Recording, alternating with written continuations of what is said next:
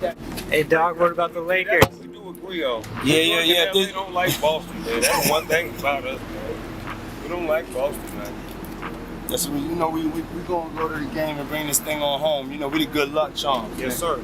Kim, rest in peace, was connecting my kids with Puff kids, and they formed a friendship and a bond. When Justin went to UCLA, my son went to UCLA. When Christian was rapping, my son was rapping. When he was modeling, they was flying over the world together. So they forged a friendship and a brotherhood. Snoop Dogg has always been known for his smooth flow and carefree attitude, but lately he's been on a different vibe. He has been in the game long enough to know how Hollywood works, who's really in charge, who's protected, and who gets sacrificed when the heat turns up. That's why he's now ready to throw everyone under the bus to save his own skin. In a string of interviews and social media posts, Snoop has been hinting at the dark forces controlling the entertainment industry, and he's not afraid to name names. Luckily, we're here to bring you all the tea. Before we get into Snoop Dogg, let's talk about someone who has been dropping some jaw-dropping tweets in the last few days. Kanye West. Kim K's former husband is at it again, and this time, he's out here on X begging Donald Trump to free my brother Puff, like Diddy is some political prisoner and not,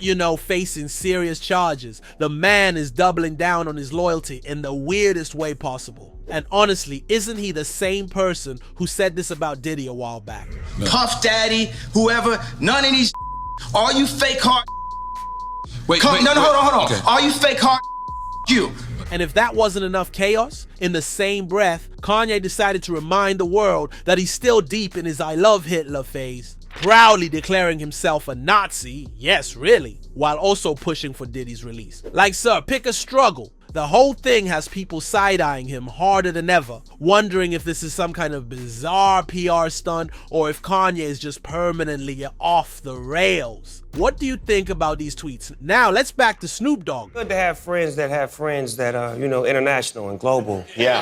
And able to get you, medicated and dedicated no matter where you at. Those connections may involve a lot more powerful people than you would originally expect. After all, Snoop Dogg isn't just a rapper. He's a full-blown pop culture phenomenon.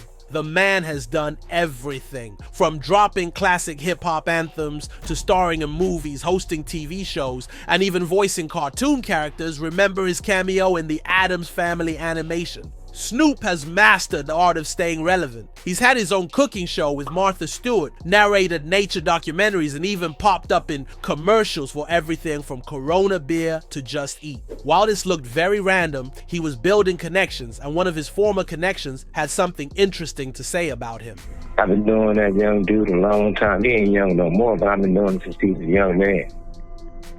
And I did everything in my power to make sure he kept his freedom. In case you didn't know, that was Suge Knight, who was basically the boogeyman of hip-hop back in the 90s. He co-founded Death Row Records, the label that gave us legends like Tupac, Dr. Dre, and Snoop Dogg, but he was also known for being a straight-up gangster. When Snoop Dogg was facing some serious legal trouble, it was Suge Knight and Death Row Records that came to his rescue. In 1993, Snoop was charged with unaliving someone following a fatal shooting involving his bodyguard. With his career hanging by a thread and a high-profile trial looming, Suge stepped in and covered Snoop's $1 million bail. Fast forward to recently, Suge's in prison running a podcast show, and he suspects that Snoop Dogg had something to do with the tragic demise of Tupac. And I knew that Pac did everything right by him by putting all eyes on me, speaking about him and being real with him. And if it's true what they say, face to face is going to be a lot of explaining to do. Wow, Suge just demanded answers from Snoop Dogg over 2PAC's demise, saying his former artist has some explaining to do. He has previously suggested that Snoop, along with big names like Jay-Z and Dr. Dre, might have known more than they let on about the alleged shady dealings in the industry. Was Snoop just an innocent bystander, or is there more to the story? Usually Snoop isn't one to hold his tongue,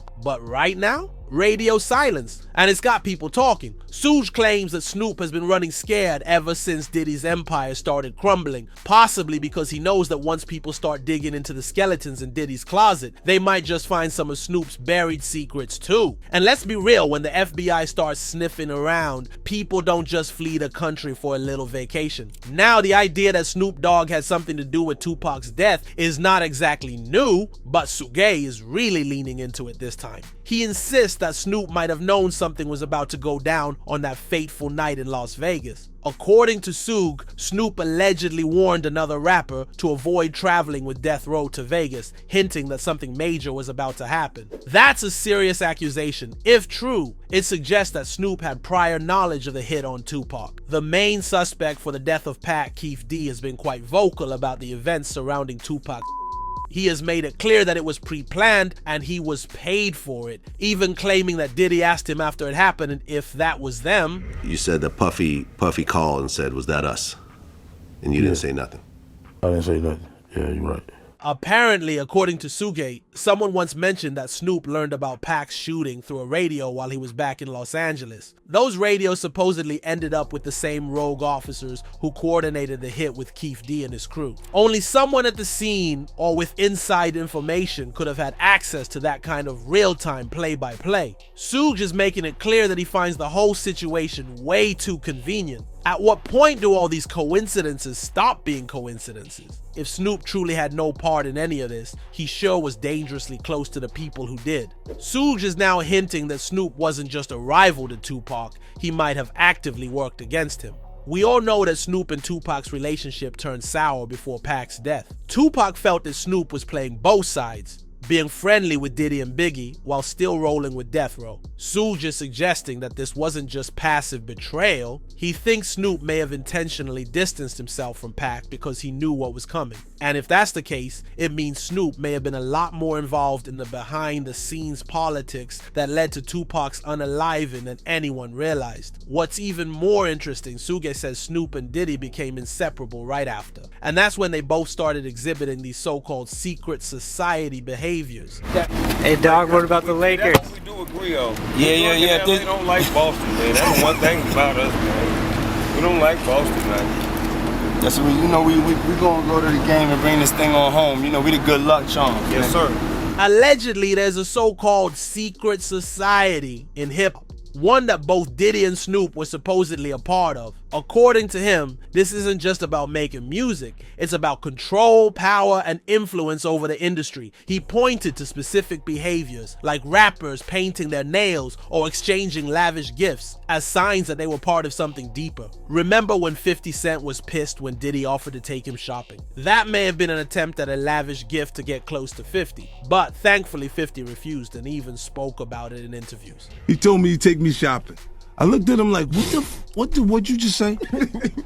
Let me move, man, before I do something. You gonna make me mess up the wedding. Let's not forget Snoop's connection to Diddy's notorious freak-off parties either. While Snoop has publicly criticized these events, there are rumors that he attended more than a few of them himself. If that's the case, he might be worried about what could come out now that Diddy is under serious scrutiny. Some insiders are even speculating that Diddy might have warned Snoop to lay low because investigators are getting too close to exposing everything. At the end of the day, Suge's allegations paint a very different picture of Snoop Dogg than the laid-back, weed-smoking rap icon we've all come to know. Whether or not the world ever gets real answers remains to be seen, but one thing is for sure, Suge isn't letting this go, and neither is the public. Diddy's in deep trouble. Over 3,000 people have come forward with allegations, and prosecutors aren't playing around. They've already locked in cases for 120 confirmed victims, and that number could still grow.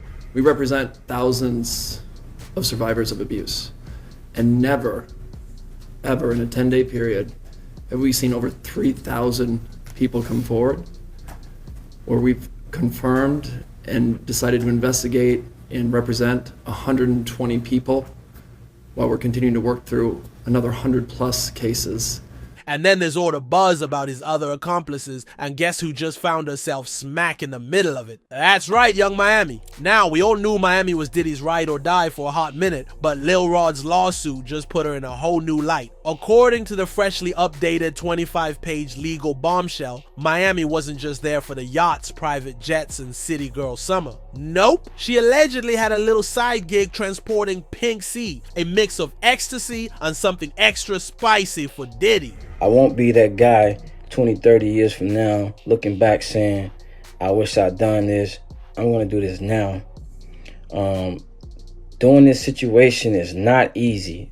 Taking Puff to court, suing him is not easy. Now, let's talk about this Pink C real quick. According to the docs, Diddy was obsessed with the stuff. Like, it wasn't just a recreational thing. He allegedly had a full-blown addiction. The lawsuit straight up claims she flew that party powder to him on a private jet in April 2023 during rehearsals for the Something in the Water festival. Now, Young Miami and Diddy first sparked dating rumors in 2021, but it wasn't until June 2022 that they made things official. On Caresha Please, Young Miami's podcast, Diddy confirmed that they were seeing each other. Miami, on the other hand, was always clear that their situation was mutually beneficial. She openly admitted that their relationship wasn't some fairy tale romance. It was more of a strategic partnership. In interviews, she emphasized that she and Diddy were both grown, doing their own thing, and benefiting from the connection in different ways. For her, it meant securing bags, leveling up his brand, and getting a taste of that billionaire lifestyle. So do you feel like with dating Diddy, like, was it a business relationship? Do you feel like it was beneficial for you? I feel like it was beneficial for both of us.